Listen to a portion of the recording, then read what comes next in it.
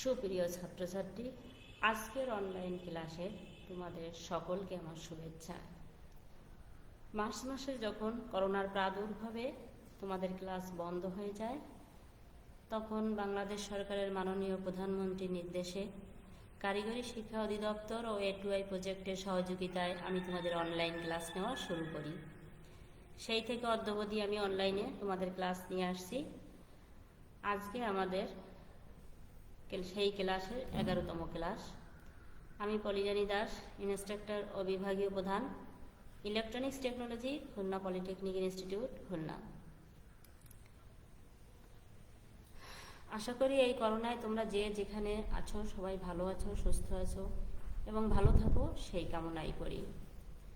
তোমরা যেখানেই থাকবে ছাত্রছাত্রীরা, তোমরা করোনার যে স্বাস্থ্যবিধি আছে সেই স্বাস্থ্যবিধি মেনে চলবে, পড়াশোনা করবে, ভালো থাকবে।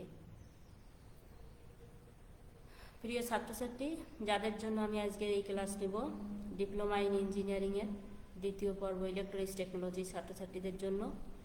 বিষয় ইলেকট্রনিক্স ডিভাইসেস অ্যান্ড সার্কিট, বিষয় কোড 66821। আজকের পাঠ অষ্টম অধ্যায় metal oxide semiconductor field effect transistor, পঞ্চম অধ্যায় ট্রানজিস্টার হাইব্রিড প্যারামিটার।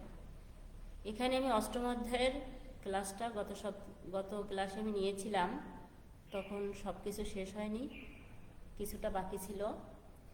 সেই বাকি অংশটা আমি শেষ করব, এরপরে পঞ্চম অধ্যায়েরও কিছু অংশ নিতে পারবো। ছাত্রছাত্রীরা তোমরা ধৈর্য সহকারে আমার ক্লাস ফলো করবে এই আশা করি। অষ্টম অধ্যায় metal oxide semiconductor field effect transistor.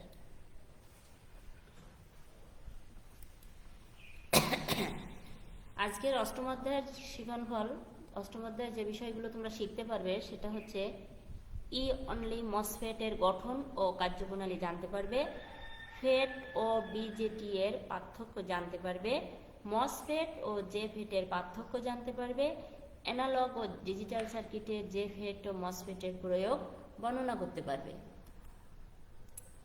এবার আসি আমরা বিস্তারিত আলোচনায়। প্রিয় ছাত্রছাত্রী, আমরা এনহ্যান্সমেন্ট পি চ্যানেল মসফেটের গঠন পর্যন্ত পূর্ব ক্লাসে আলোচনা করেছিলাম। আজকে আমরা পি চ্যানেল মসফেটের এনহ্যান্সমেন্ট অনলি পি চ্যানেল মসফেটের অপারেশনটা দেখব। চিত্রের দিকে তাকাই, চিত্রের দিকে ফলো করো। এখানে ড্রেন আছে, পি সাবস্ট্রেট থেকে ড্রেন এবং পি সাবস্ট্রেট থেকে সোর্স নিয়ে আছে। ভিডিডি এর পজিটিভ সাপ্লাই পি স্টেটে সোর্সে এবং ভিডিডি এর নেগেটিভ ড্রেনে প্রয়োগ করা হয়েছে। এখানে সোর্স এবং ড্রেনের মধ্যে কোনো চ্যানেল নেই। ভিজিএস যখন নেগেটিভ ভোল্টেজ প্রয়োগ করা হয় তখন এখানে চ্যানেল তৈরি হয়, কিন্তু ভিজিএস প্রথম মাত্রায় যদি শূন্য থাকে তাহলে এখানে কোনো চ্যানেল তৈরি হয় না। ড্রেন এবং সোর্সের মধ্যে বা সোর্স থেকে ড্রেনের দিকে কোনো কারেন্ট প্রবাহিত হয় না। ছাত্রছাত্রীরা তোমরা আবারও লক্ষ্য করো, এখানে যে ড্রেন কারেন্ট অর্থাৎ আইডি কারেন্ট প্রবাহিত হবে, যদি ভিজিএস এর গেট ভোল্টেজ শূন্য থাকে তখন আইডিতে কোনো কারেন্ট প্রবাহিত হবে না। কারণ যখন শূন্য গেট ভোল্টেজ থাকে তখন এই ড্রেন এবং সোর্সের মাঝে যে অক্সাইড, এই যে ধাতব অক্সাইড যে লেয়ার থাকে, এই লেয়ারটা সৃষ্টি হয় না, যার ফলে এখানে চ্যানেল তৈরি হয় না, কোনো কারেন্ট প্রবাহিত হয় না। যখন গেটে শূন্য ভোল্টেজ থেকে নেগেটিভ ভোল্টেজ প্রয়োগ করা হয় তখন নেগেটিভ ভোল্টেজের ইলেকট্রনগুলো গেটে প্রযুক্ত হয়। আর এখানে আছে এন সাবস্ট্রেট। এন সাবস্ট্রেটের মাইনরিটি ক্যারিয়ার হচ্ছে হোল। তাহলে গেটে এখানে প্রযুক্ত হলো ইলেকট্রন, আর এখান থেকে মাইনরিটি চার্জ ক্যারিয়ার হলো হোল। এই ইলেকট্রন দ্বারা এই হোলগুলোকে আকর্ষণ করে, যার ফলে এখানে যে লেয়ার আছে এই লেয়ারের ভিতর হোলের একটা স্তর সৃষ্টি হয়। তাহলে এইখানে যে পাতলা ফিল্মের লেয়ার আছে এই লেয়ারে হোলের চ্যানেল সৃষ্টি হয়। এটিকে আবার পি টাইপ ইনভার্সন লেয়ার বা ভার্চুয়াল পি চ্যানেলও বলা হয়।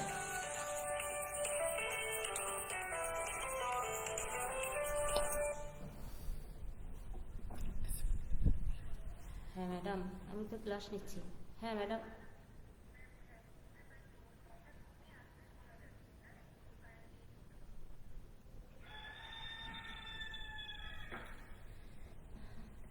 ছাত্রছাত্রীরা, পি চ্যানেল ই অনলি মসফেটের কার্যপ্রণালী আমরা আলোচনা করছি। এখানে আমরা যখন নেগেটিভ ভোল্টেজ প্রয়োগ করি তখন গেটে ইলেকট্রন প্রয়োগ করা হয় এবং এখানে এন চ্যানেলের যে সাবস্টেট আছে এখানে মাইনরিটি চার্জ ক্যারিয়ার থাকে হোল। এই ইলেকট্রনগুলো হোলগুলোকে আকর্ষণ করে ড্রেন থেকে সোর্সের মাধ্যমে এখানে যে ধাতব অক্সাইড লেয়ার আছে এখানে হোলগুলো জমা হয়। এটিকে আবার পি টাইপ ইনভার্সন লেয়ার অথবা ভার্চুয়াল পি চ্যানেল বলা হয়ে থাকে। এই ভিজিএস এর মান যখন থ্রেশহোল্ড ভোল্টেজের চেয়ে বেশি হয় তখন চ্যানেলের মধ্য দিয়ে সোর্স থেকে ড্রেনের দিকে কারেন্ট প্রবাহিত হয়।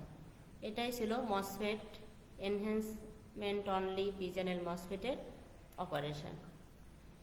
এবার আসি এনহ্যান্সমেন্ট অনলি এন চ্যানেল মসফেটের গঠন প্রণালী। এখানে একটা পাতলা পি সাবস্ট্রেট আছে, এই সাবস্ট্রেটের বিস্তৃত থাকে, এখানে একটা ধাতব অক্সাইডের লেয়ার বিস্তৃত আছে। এই পি সাবস্ট্রেটের ভিতর উচ্চ মাত্রায় ডোপিং করা এন টাইপ সেমিকন্ডাক্টর আছে। এই দুটো এন টাইপ সেমিকন্ডাক্টর থেকে একটি সোর্স টার্মিনাল বের করা হয় এবং অন্যটি থেকে ড্রেন টার্মিনাল বের করা হয় এবং এই সোর্স এবং ড্রেনের মাধ্যমে ধাতব পাত দ্বারা একটা চ্যানেল সৃষ্টি করা হয়। এই চ্যানেলের সাথেই আবার একটা ধাতব অক্সাইডের লেয়ার থেকে গেট টার্মিনাল নেওয়া হয়। এখানে যে সোর্স এবং ড্রেন আছে এই ধাতব পাতের মাধ্যমে কিন্তু এই যে ধাতব পাতের যে লেয়ারটা আছে এই লেয়ারের মাধ্যমে চ্যানেল তৈরি হয়। এইভাবে এই ধাতব পাত থেকে তিনটি লেয়ার বের হয়, সোর্স, ড্রেন এবং গেট। এই এনহ্যান্সমেন্ট অনলি মসফেটের সিম্বলটা আবার নিচেই দেওয়া আছে। এটা হচ্ছে গেট টার্মিনাল, উপর থেকে যেটা দেখা যাচ্ছে এটা হচ্ছে ড্রেন টার্মিনাল, এটা হচ্ছে source terminal. Enhancement only N channel মসফেটের অপারেশন। প্রিয় ছাত্রছাত্রী, তোমরা চিত্রের দিকে ফলো করো। একটু আগেই আমি আলোচনা করেছিলাম পি চ্যানেল, এখানে উপরে পি ছিল, এখানে এন চ্যানেল ছিল। এবার আছে ড্রেন এবং সোর্স এন টার্মিনাল থেকে আছে, আর পিটা আছে সাবস্ট্রেট। এটা হচ্ছে এন চ্যানেল মসফেট। কোনো চ্যানেল নেই, শুধুমাত্র ধাতব অক্সাইডের লেয়ারে যখন হোল বা ইলেকট্রন তৈরি হয় এভাবে এখানে একটা চ্যানেল তৈরি করা হয়েছে, ধাতব পাতের লেয়ার দ্বারা চ্যানেল তৈরি করা হয়েছে।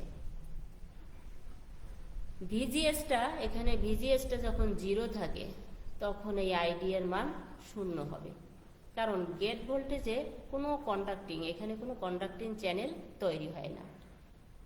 এজন্য গেটে ধনাত্মক ভোল্টেজ প্রদান করতে হবে। গেটে যখন ধনাত্মক ভোল্টেজ প্রদান করা হয় তখন হোলসমূহ গেটে প্রযুক্ত হয়।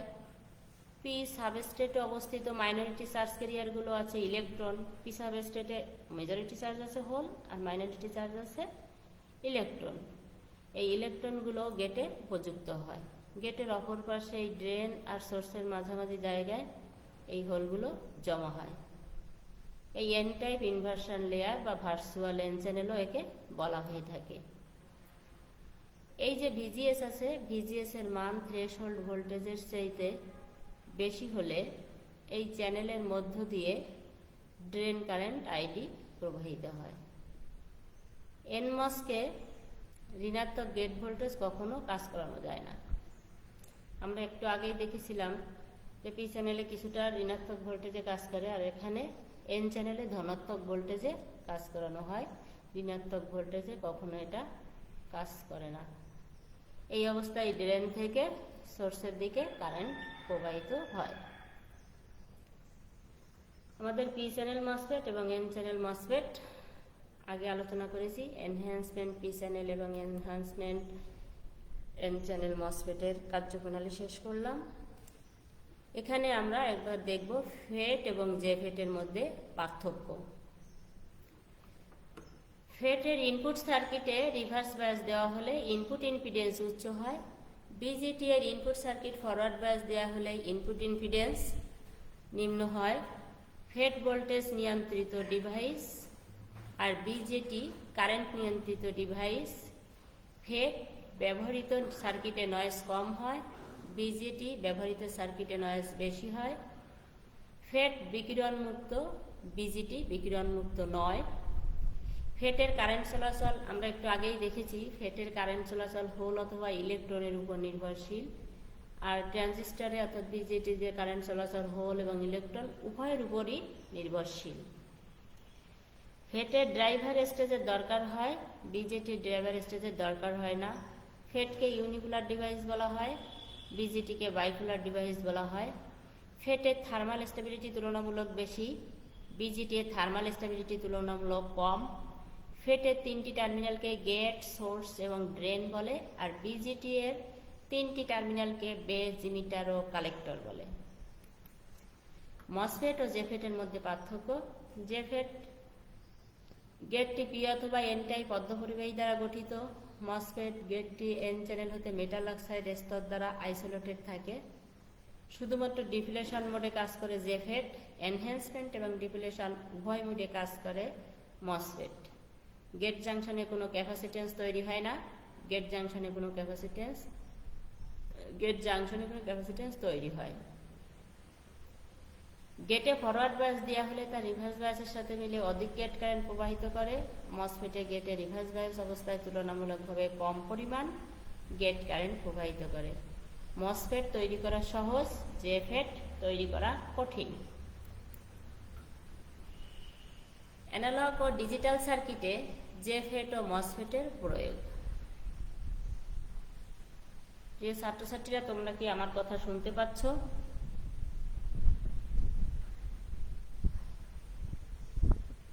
অসিলোস্কোপ, আমি অ্যানালগ ও ডিজিটাল সার্কিটে জেফেট ও মসফেটের প্রয়োগ কোথায় কোথায় হয়।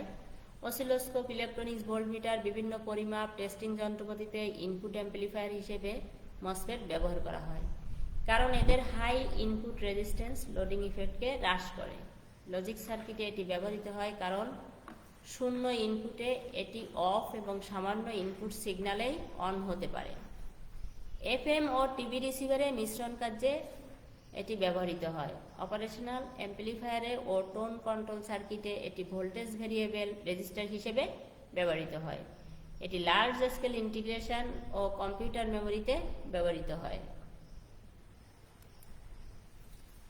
ফেজ শিফট অসিলেটর হিসেবে ফেটের ব্যবহার। আমরা এখানে একটা ফেজ শিফট অসিলেটর সার্কিট দেখতে পাচ্ছি। এর আগেও আমরা অসিলেটর সার্কিট দেখেছি, সেখানে ট্রানজিস্টর ব্যবহার করা হয়েছিল। এখানে শুধুমাত্র একটা ফেড ব্যবহার করে, একইভাবে আরসি সার্কিট ব্যবহার করে আমরা ফেজ শিফট সার্কিট দেখিয়েছি। এখানে C1, R1, C2, R2, C3, R3 তিনটি আরসি সার্কিটের মাধ্যমে একটি ফেজ শিফট অসিলেটর করা হয়েছে। প্রতিটি আরসি সার্কিটে 60 ডিগ্রি করে টোটাল 180 ডিগ্রি ফেজ শিফট করা হচ্ছে সার্কিটে। এখানে ফ্রিকোয়েন্সি f0 = 1/2πRC √6। এখানে আর এর মান, R1 এর মান, R2 এর মান, R3 এর মান একই মান হবে। C1, C2, C3 এর মানও একই মান হবে। অষ্টম অধ্যায়ের এই বাকি অংশের জন্য তোমরা যা বাড়ির কাজ করবে সেটা হচ্ছে এন চ্যানেল ই অনলি মসফেটের গঠন ও কার্যপ্রণালী, পি চ্যানেল ই অনলি মসফেটের গঠন ও কার্যপ্রণালী, P channel phase shift oscillator হিসেবে ফেটের প্রয়োগ ব্যাখ্যা করবে। এরপরে আসি আমরা পঞ্চম অধ্যায় আলোচনায়। প্রিয় ছাত্রছাত্রী, তোমরা কি আমার কথা শুনতে পাচ্ছ? হ্যাঁ। আজকে পঞ্চম অধ্যায় থেকে তোমরা যেসব বিষয় শিখতে পারবে আমি সেগুলো তোমাদেরকে বলছি সংক্ষেপে। এইচ প্যারামিটার কি তা জানতে পারবে, এইচ প্যারামিটারের সুবিধা অসুবিধা ব্যবহার জানতে পারবে, একটি লিনিয়ার 4 টার্মিনাল নেটওয়ার্কের এইচ প্যারামিটারের মডেল সম্পর্কে জানতে পারবে, শর্ট সার্কিট পরীক্ষা হতে H11 ও H21 নির্ণয় করতে পারবে, ওপেন সার্কিট পরীক্ষা হতে H12 ও H22 নির্ণয় করতে পারবে, 4 terminal common emitter transistor network সম্পর্কে জানতে পারবে, common base common collector transistor network সম্পর্কে জানতে পারবে। এবার আসি আমরা বিস্তারিত আলোচনায়। এইচ প্যারামিটার কি? এখানে দেখো আমরা একটা পোর্ট, ইনপুটে একটা পোর্ট, আউটপুটে একটা পোর্ট, এই দুই পোর্টে 4টি টার্মিনাল আছে। এটাকে একটা লিনিয়ার নেটওয়ার্ক বলা হয় এবং এই লিনিয়ার নেটওয়ার্কের ইলেকট্রিক্যাল সমতুল্য সার্কিট অঙ্কন করা হয়েছে, যেটা হাইব্রিড মডেল হিসেবে চিহ্নিত। ইনপুট আউটপুট টার্মিনাল বিশিষ্ট প্রতিটি লিনিয়ার সার্কিট 4টি প্যারামিটার দ্বারা বিশ্লেষণ করা হয়েছে। এখানে 1টা 2টা 3টা, এখানে 4টি H11 H12 H21 H22, এই 4টি প্যারামিটার দ্বারা 4 প্রান্তিক লিনিয়ার ডিভাইসের ইনপুট ও আউটপুট ইম্পিডেন্স, ভোল্টেজ, গেইন ইত্যাদি সঠিকভাবে জানার জন্য এই 4টি প্যারামিটার ব্যবহার করা হয়েছে। এগুলোকেই বলা হয় এইচ প্যারামিটার বা হাইব্রিড প্যারামিটার। এইচ প্যারামিটারের সুবিধা, অসুবিধা ও ব্যবহার। এইচ প্যারামিটারের সুবিধা হচ্ছে সার্কিট কম্পোনেন্টের মান সহজেই জানা যায়। সকল প্যারামিটারের মান একবার জানা হয়ে গেলে এদের সহায়তায় নির্ভুলভাবে circuit input impedance, voltage, gain ইত্যাদি জানা যায়। অসুবিধা: একটি বিশেষ ট্রানজিস্টরের ক্ষেত্রে এইচ প্যারামিটারের সঠিক মান নির্ণয় করা কঠিন, কারণ এই প্যারামিটারগুলোর মান ইউনিট টু ইউনিট পরিবর্তন, তাপমাত্রা পরিবর্তনের জন্য পরিবর্তন এবং অপারেটিং পয়েন্টের পরিবর্তনের জন্য পরিবর্তিত হয়ে থাকে। এইচ প্যারামিটার শুধুমাত্র স্মল এসি সিগন্যালের ক্ষেত্রে সঠিকভাবে কাজ করে, কারণ ট্রানজিস্টর শুধু স্মল এসি সিগন্যালের ক্ষেত্রে লিনিয়ার ডিভাইস হিসেবে কাজ করে, অন্য ক্ষেত্রে নয়। এইচ প্যারামিটারের সুবিধা অসুবিধা আলোচনা করলাম। সুবিধা এবং অসুবিধা, এর ব্যবহারটা কোথায় আমরা একটু জেনে নিই। ইম্পিডেন্স এবং অ্যাডমিট্যান্স নিরূপণের জন্য বিভিন্ন ব্যবহারিক অসুবিধার সৃষ্টি হয়। এই অসুবিধা দূর করার জন্য এইচ প্যারামিটার ব্যবহৃত হয়। একটি লিনিয়ার 4 টার্মিনাল নেটওয়ার্কের এইচ প্যারামিটার মডেল। আমরা এখানে লিনিয়ার নেটওয়ার্কটা আগেই দেখেছি এবং এখানে লিনিয়ার 4 টার্মিনাল নেটওয়ার্কের হাইব্রিড মডেলও দেখেছি। এখন এখানে input current I1, input voltage V1, output current I2, output voltage V2। Hybrid parameter এটা হচ্ছে H11 H12 V2 H21 আর I1। এখানে আউটপুটের যে রেজিস্ট্যান্সটা ব্যবহার করা হয়েছে, আউটপুট ইম্পিডেন্স H22।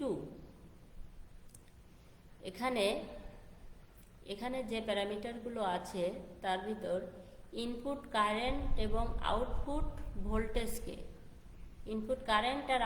ভোল্টেজকে স্বাধীন ধরে এবং আউটপুট কারেন্ট এবং ইনপুট ভোল্টেজকে পরাধীন ধরে এইচ প্যারামিটারের একটা সমীকরণ ধরা হয়। যে সমীকরণটা আমি বলছি V1 ইকুয়াল টু হবে এই যে লুপ, এই লুপের উপর ভিত্তি করে যে V1 equal to H11 I1 H12 V2, আবার I2 ইকুয়াল টু হবে H21 I1 plus H22 V2। এটাকে 1 নং সমীকরণ, এটাকে 2 নং সমীকরণ। আমি এই সমীকরণ দুটো নিয়েছি লিনিয়ার 4 টার্মিনাল নেটওয়ার্ক হাইব্রিড মডেলের এই সমতুল্য সার্কিট থেকে। এখন এই সার্কিটে আমি কিভাবে এখানে H11 এবং H12 H21 H22 নির্ণয় করব সেগুলো দেখব। শর্ট সার্কিট পরীক্ষা হতে আমি H11 এবং H21 নির্ণয় করব। লিনিয়ার সার্কিটে আমরা সার্কিটটাকে শর্ট করে দিয়েছি, 3 নম্বর টার্মিনাল এবং 4 নম্বর টার্মিনালকে শর্ট করে দিয়েছি। সমতুল্য সার্কিটেও আমরা এখানে দেখাচ্ছি যে 3 এবং 4 নং টার্মিনাল শর্ট হয়ে আছে। তাহলে আমরা একটি লিনিয়ার 4 টার্মিনাল নেটওয়ার্কের এইচ প্যারামিটার মডেল হতে আগেই 2টি সমীকরণ পেয়েছি। এই সমীকরণে এই যে V2 ইকুয়াল টু 0 বসাবো, তাহলে এই সমীকরণটার মান পাবো। তাহলে V1 equal to H11 I1 plus H12 into V2 ছিল। এই যে এখানে V2 1 নং সমীকরণে এই V2 জায়গায় আমরা শুধু 0 বসাবো। তাহলে এই টার্মটা পুরো জিরো হয়ে যাবে। V1 equal to H11 I1, তাহলে H11 equal to V1 by I1। এটা আমরা 3 নং সমীকরণ, অর্থাৎ H11 এর মান পেয়ে গেলাম। আবার 2 নং সমীকরণে V2 এর মান বসাবো। V2 এর মান তো 0। I2 equal two H21 I1 plus H22 into 0, যেহেতু V2 এর মান 0, তাই I2 equal two H21 I1, আর এই টার্মটা তো 0 হয়ে যাবে। পরবর্তীতে H21 equal to I2 by I1। এটা হচ্ছে 4 নং সমীকরণ। আমরা এই দুটো সমীকরণ থেকে দেখলাম H11 এবং H21 এর মান পেয়ে গেছি। তাহলে H11 equal to V1 by I1, যেখানে V2 ইকুয়াল টু 0, এটা কখন হয়? আউটপুট শর্ট অবস্থায় ইনপুট ইম্পিডেন্স। এই আউটপুট শর্ট অবস্থায় ইনপুট ইম্পিডেন্স। আবার H21 equal to I2 by I1, output short অবস্থায় transfer current gain, forward transfer current gain. এই ছিল আমাদের শর্ট সার্কিটের দুইটি ইম্পিডেন্স, H11 এবং H21। এরপরে আসি ওপেন সার্কিট অবস্থা। ওপেন সার্কিট পরীক্ষা হতে আমি H12 ও H22 নির্ণয় করব। এখন আমরা দেখতে পাচ্ছি ইনপুটে এটাকে ওপেন করে দেওয়া হয়েছে, সমতুল্য সার্কিটেও এটা ওপেন করে দেওয়া হয়েছে। এখন আমরা পূর্ববর্তী সার্কিটের মতোই যে লিনিয়ার 4 টার্মিনাল নেটওয়ার্কে H প্যারামিটার মডেল আছে, সেখান থেকে আমরা দুটো সমীকরণ নিয়েছি, V1 এবং I2 এর মান, যেটাকে 1 নম্বর এবং 2 নং সমীকরণ হিসেবে চিহ্নিত করা।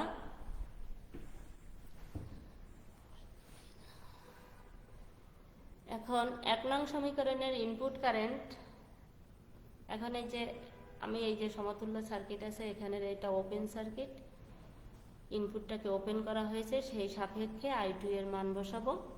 1 নং সমীকরণে ইনপুট কারেন্ট এই যে I1 ইকুয়াল টু 0, যেহেতু ইনপুট ওপেন, তাহলে I1 এর মানটাও হবে কি 0। I1 যদি আমি 0 বসাই, তাহলে এই আমি 1 নং সমীকরণে H11 into 0 plus H12 V2, V1 equal to H12 V2, এই টার্মটা 0 হয়ে গেছে, এই H12 এবং V2 রয়ে গেল। তাহলে H12 equal to V1 by V2। আবার 2 নং সমীকরণে I1 এর মান ইকুয়াল টু 0 বসালে 2 নং সমীকরণ আছে I2 H21 I1 এর মান 0 প্লাস H12 V2, যেহেতু এটা 0 আছে, এই টার্মটা 0 হয়ে যাবে। তাহলে I2 equal to H22 V2, H22 equal to I2 by V2, এটা 4 নং সমীকরণ। তাহলে এই দুটো সমীকরণ থেকে আমরা পেলাম H12 এবং H22। H12 V1 আর V2, I1 যখন 0 হয় তখন ইনপুট ওপেন অবস্থায় রিভার্স ট্রান্সফার ভোল্টেজ রেশিও। আর H12 I2 by V2, I1 0 হলে ইনপুট ওপেন অবস্থায় আউটপুট অ্যাডমিটেন্স। এই ছিল আমার 4টি হাইব্রিড প্যারামিটার, যেটা আমি সংক্ষেপে এখানে বলতে পারি H11, H12, H21, H22 কে H প্যারামিটার বলা হয়। তাহলে H21 equal two V1 by I2, যেটা আমি আগেই বলেছি, এখানে 4টি সমান সমান সাজিয়ে রেখেছি, এই 4টিকে H প্যারামিটার বলা হয়। এই H প্যারামিটারগুলো বিশ্লেষণের ক্ষেত্রে উপরোক্ত প্যারামিটারগুলোকে IEEE কর্তৃক সুপারিশকৃত সাবস্ক্রিপ্ট দ্বারা নিম্নলিখিতভাবে প্রকাশ করা যায়। Institute of electrical and electronics engineering একটা প্রতিষ্ঠান, সেই প্রতিষ্ঠানের সুপারিশকৃত কিছু সাবস্ক্রিপ্ট দ্বারা আবার প্রকাশ করা হয়। এই H11 কে HI দ্বারা প্রকাশ করা হয়, H12 কে HR দ্বারা প্রকাশ করা হয়, H21 কে HF দ্বারা প্রকাশ করা হয়, H22 কে H0 দ্বারা প্রকাশ করা হয়। এর আবার বিভিন্ন কনফিগারেশন, অর্থাৎ ট্রানজিস্টরের কনফিগারেশন তোমাদের আগে আমি আলোচনা করেছি, common emitter, common base, common collector. এই যে সাবস্ক্রিপ্টগুলো আছে যে HI, HR, HF, H22, এই সাবস্ক্রিপ্টের সাথে সার্কিট অনুযায়ী আবার EBC যুক্ত করা হয়। এটা কিভাবে করা হয় আমরা নিম্নের সার্কিটে সেগুলো একটু দেখে নেব। প্রিয় ছাত্রছাত্রীরা, তোমরা দেখো এটা একটা কমন ইমিটার সার্কিট, কিন্তু 4 টার্মিনাল কমন ইমিটার সার্কিট। ইমিটারকে ইনপুটের সাথে এবং ইমিটারকে আউটপুটের সাথে কমন ধরে 4 terminal common emitter transistor circuit অঙ্কন করা হয়েছে। এখানেই আবার ইলেকট্রিক্যাল হাইব্রিড সমতুল্য সার্কিট অঙ্কন করা হয়েছে। এখানে 11 ছিল, অর্থাৎ H11 ছিল। আমি একটু আগেই বলেছি H11কে HI দ্বারা প্রকাশ করা হয়, H12কে HR, H21কে HF আর H22কে HO দ্বারা প্রকাশ করা হয়। যেহেতু এটা সবগুলো হচ্ছে emitter circuit, common emitter circuit, সেজন্য সব জায়গায় একটা ই যুক্ত হয়েছে।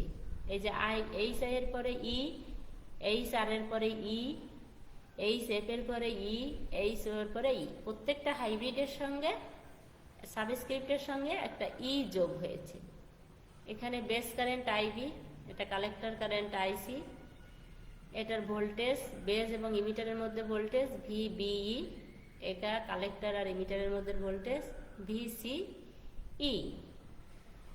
ছাত্রছাত্রীরা, আমরা 4 টার্মিনাল কমন ইমিটারের দুটো সমীকরণ ছিল, সেই সমীকরণ দুটো হচ্ছে V1 = H11 I1 plus H12 V2, I2 = H21 I1 plus H22 V2। এই দুইটা সমীকরণেই আমি এই মানগুলো পুনরায় আবার বসাবো।